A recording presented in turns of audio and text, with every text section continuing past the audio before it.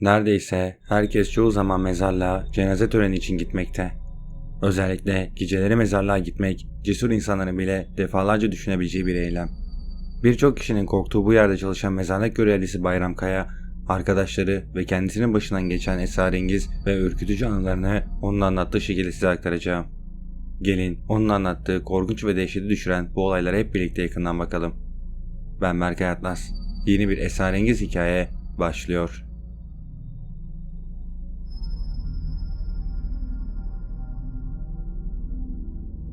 Tüylerinizi ürpertecek ilk olay, hamile bir kadın vefat ettikten sonra defin işlemi için Bayram Kaya'nın çalıştığı mezarlığa getirilmiş. Kadının gömülmesinden birkaç yıl sonra köylüler mezarlıktan sürekli bebek ağlaması duyduklarını söylemiştir.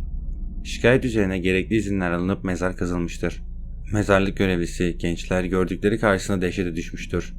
Hamile kadının bebeği doğurduğunu görmüşler, dolayısıyla mezardaki kadının yanında bir bebek cesedi de vardır. Bir diğer hikayede zombi hikayelerine taş çıkartacak cinsten. Zombi temalı hikayeleri ya da yapımları hemen hemen herkes iyi bilir. Şimdi anlatacağımız olay zombi hikayelerine taş çıkartacak türden diyebiliriz. Bayram Kaya'nın anlattığına göre mezarlığa yıkanıp kefenlenmek üzere bir cenaze getirilmekte. Fakat cenazenin bulunduğu odada bir süre sonra çığlıklar duyuluyor. Neler olduğunu anlamak üzere içeri giren genç mezarcı kefenlemek üzere olan adamın hayata geri döndüğüne şahit oluyor. Böylece tabutla gelen cenaze yürüyerek, hatta tabiri caizse dirilerek oradan ayrılıyor. Bir diğer, mezarda bile rahat vermeyen büyüler ve büyücüler hikayesi. Kimi mezarların içerisinden büyü çıktığına inananlardan mısınız? Bayram Kaya, bez, hamur, ağaç ve metal gibi çeşitli materyallerden oluşan birçok büyüyle karşılaşmış. Mumdan yapılmış büyülerde surat kısmına yapıştırılmış fotoğraflar yer alıyormuş.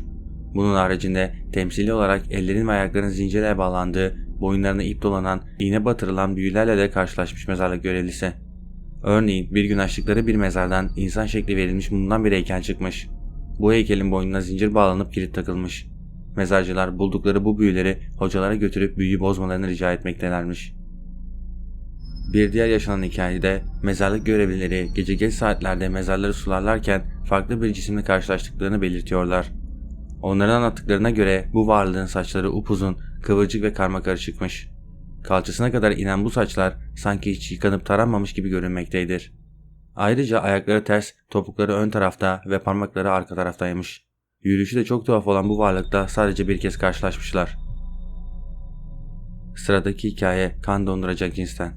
Mezarlık görevlisinin anlattığına göre bir zamanlar trafik kazası geçiren baba oğul hayatını kaybediyor ve aynı mezara gömülüyorlar. Birkaç yıl sonra vasiyet üzerine bir yakınları da aynı mezara gömülmek istemiş. Mezarlık görevlileri mezarı açtıkta ölen babanın sakallarının bembeyaz bir şekilde uzamış olduğunu görmüşler.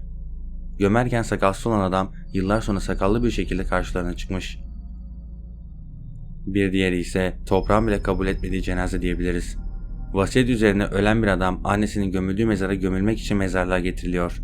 Mezarcılar toprağı kazmaya başlıyorlar fakat toprak çok sert. Zorlukla açtıkları mezar her seferinde tekrar çöküyor ve çukur sürekli olarak toprakla doluyor. Etrafta ağaç olmamasına rağmen mezarın içerisinde sürekli ağaç kökleri çıkıyor. Saatlerce uğraştıktan sonra mezarı nihayet açabilen mezarlık görevlileri sanki toprağın adamı mezara kabul etmek istemediğini düşünmüş, seni toprak bile kabul etmeyecek dedikleri bu olsa gerek demiştir. Bayram Kaya bir arkadaşının başına gelen bir olayı anlatıyor. Bu kişi arkadaşıyla motorla gezerken ufak çaplı bir kaza atlatan insanlarla karşılaşmış. Mezarlıkta çalışan kişinin arkadaşı ona başına bir iş geleceğinden korktuğunu dile getirmiş ve daha sonra vedalaşmışlar. Mezarcı genç evine ulaştıktan yaklaşık 20 dakika sonra arkadaşının motorla kaza yapıp öldüğünü öğrenmiş ve onun defin işlemini kendisi gerçekleştirmiş. Neredeyse herkes piyango sonuçlarını söylemeleri için rüyasında aksakallı dede görmek ister. Fakat bu dedeleri mezarlıkta görmek pek iç açıcı olmayabilir. Bayram Kaya bu olaydan gerçekten çok fazla etkilenmiş. Mezarlıkta gömülü olan yaşlı birinin ziyaretine gelen 3 kişi oldukça farklıymış. Bu kişiler beyazlar içerisinde olan aksakallı ve yaşlı dedelermiş. Geç saatte ziyarete gelen bu dedeler 5-10 dakika ilahiler okuduktan sonra karanlığın içerisinde kaybolmaktalarmış.